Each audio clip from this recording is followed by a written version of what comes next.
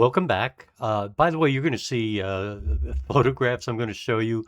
I'm going to leave them as the originals. I am not going to try to fix them in Photoshop or do anything like that. So I hope you're okay with that.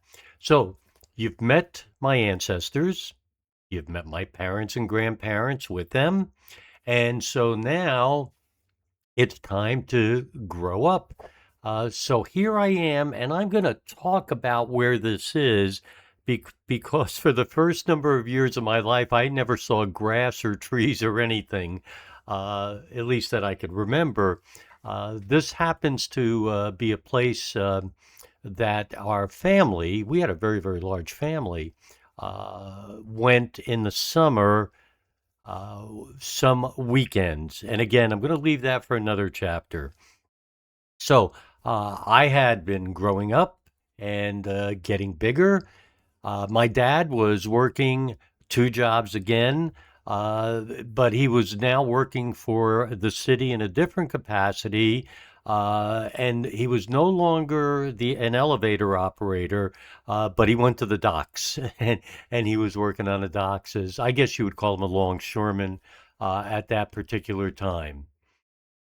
I now had friends as I was growing up. I am right on the bottom here. I have in this picture a brother, several cousins, the people from the next building on the avenue. So I was on the street and they were on the avenue in the next building. And so there is a bunch of us there beginning. My mom and her group of friends in their gigantic kitchen. So inside the 375 feet, you could actually see they were all in the corner there. You see the pantry behind them. But my mom was happy and doing well. Um, and here we are. I wanted to show you the radio. I'm here on the left. These are my friends, David and Diane. I would grow up a bit with them, and this is my oldest cousin. Yeah, she was my oldest cousin, Lorraine. And I'm sure you love that radio. And this was almost the extent of the living room. It wasn't a whole lot bigger than this. And I'm going to stop here. This is my mom with me and my brother. And I could tell you where we are. We're over at in the Coney Island area at this point. But anyway, the reason I want to show you is I want to talk about my mom for a second. My mom was an extremely strong woman. I don't mean physically. I mean she was a strong woman before women's lib and all the other things that were going to come along.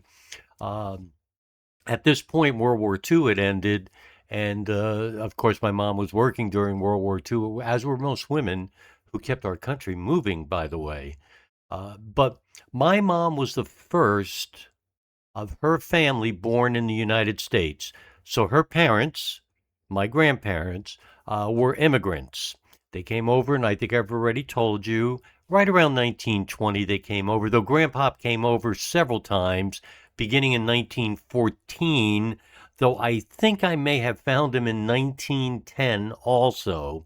So Grandpop came over several times, got a job, uh, was fine. So he went to work every day. I think I mentioned again to you, he worked at the New York Central Railroad.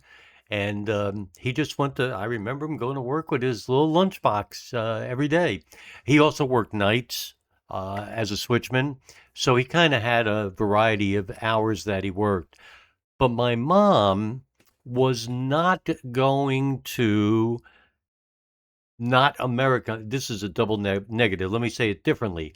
My mom was going to Americanize her family. So my grandfather's first name was Francesco. Nope, his name was Frank, which is my middle name, Frank, not Francesco. My grandma, Immaculata, her name is now Elizabeth. Um, I had an aunt uh, who had I think her name was Aunt Janetta, and anyway, was Anna, and Aunt Maria was Mary. Um, Uncle Antonio was Tony. Not a shock there. I had another uncle, and his name was Gennaro. That was not going to work, and his name was Sonny. Um, and unfortunately, my mom lost two sisters, which was not unique in the early 1920s, but so there were two sisters. My mom was adamant they were going to speak English in the house. I remember my grandma knew the American president, was studying to be a citizen. I mean, it was obvious. And why does that happen? Well, I'm going to tell you. It happens because sometimes people embarrass you. They make fun of your parents the way they speak. Maybe their customs and traditions, maybe even the way they look, how they dress, everything about them. And so my mom wasn't going to let that happen to us, my brother and I, and also her immediate family. So our her family, which is my family, absolutely 100% Americanized.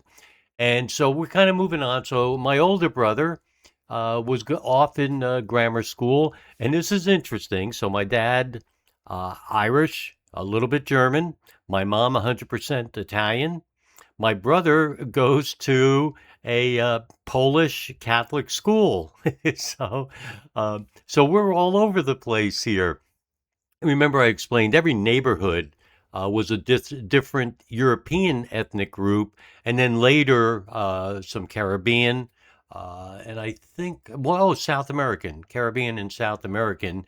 And then finally, I think when we moved, I remember Czechoslovakians had come in. So you have all these different neighborhoods. And so my brother is now in school, subsidized. Um, and I am a couple years away from school, and something's going to happen in our family that changes everything. This is not my family, it's just a depiction. But in this particular case, what had happened, I got sick. I got very sick. So it turns out I had pneumonia, and I was under 5 years old, and it did not look good. Now, what's interesting is there's things that I remember that are just phenomenal to this day. I remember the doctor leaning over me and kept checking me and feeling my head and all that normal stuff. And they just kept throwing blankets and jackets and everything they could find on top of me. And later on, my mom was telling me it was to break the sweat. I believe those are the exact words my mom used. And I was really bad. And this part is people, you hear people say this, but I'm telling you, I remember this. And here's what I remember. I remember something that I was actually floating in air. Everything was bright white. I mean, as white as it could be, and I was kind of floating up. And I remember, like, I don't know how to explain it, like kind of like a star shining on you or something as I was kind of coming up. And then all of a sudden, it was over. And what it was over, obviously, I didn't die. What what was over was I remember I opened my eyes, and I just remember everybody bursting into tears. The doctor turning around saying we made it, and it was a really traumatic time for my whole family. Grandma and Grandpa, remember, they lived across the hall. They were there. Godmother Aunt Mary was there. Uncle Luigi was there with Aunt Ann. Across the street, Grandpa Robert M. was there. So all of my family was around in this. By the way, remember, it was a railway room, and I'm going to show you a picture maybe in the next one of the bedroom my brother and I had. But anyway, everybody was all huddled in there, and there were candles lit, prayers being said. I mean, the whole bit. But I made it. But I'm going to end this short chapter with this. because it was actually life changing for my immediate family forever. And what was that? I would be the last person in my immediate family born in New York City. My dad, he went to work and he came back, and, I was still recovering. I mean, it wasn't that immediate, but I was still recovering. And my dad came home and said to my mom, "We're out of here. We are not going to have our kids grow up here. We're through." And so we were about to leave Hell's Kitchen, New York City, and our family.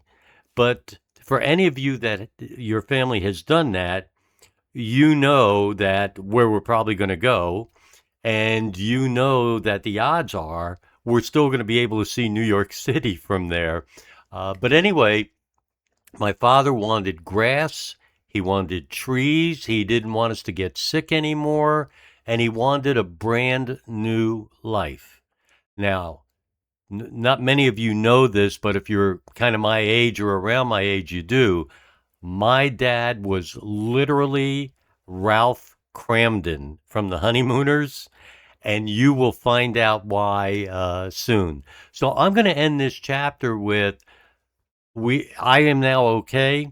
My dad has made a life changing decision. My mother is on board, having gone through, we just went through, other than, of course, missing their families, their parents, my grandparents. Off we go. The next chapter. Where is our new home going to be? Is it a home or is it a project, a tenement? Where are we going? See you next time.